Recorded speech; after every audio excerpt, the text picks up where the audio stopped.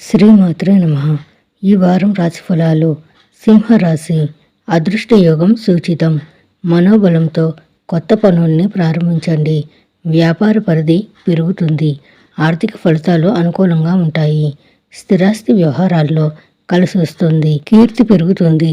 వృత్తి ఉద్యోగాల్లోని ఆటంకాలను వదిలించుకుంటారు. లాభస్థానంలో గురు సంచారం బాగా అనుకూలంగా ఉంది.